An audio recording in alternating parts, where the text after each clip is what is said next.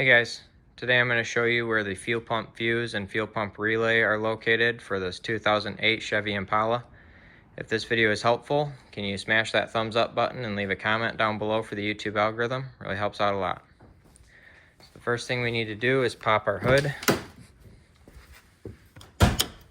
Now that we're under the hood, this is our under the hood fuse box here. So we're going to open this cap by lifting on these tabs on the side.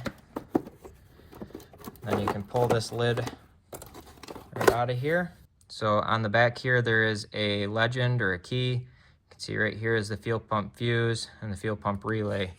So that is going to be, this relay right here is for our fuel pump, and this 15 amp fuse right there is for our fuel pump. So we've got fuel pump relay, fuel pump fuse. So I hope you found this video helpful. If you did, smash that thumbs up button. Leave a comment down below for the YouTube algorithm. Thank you for watching and have a good one.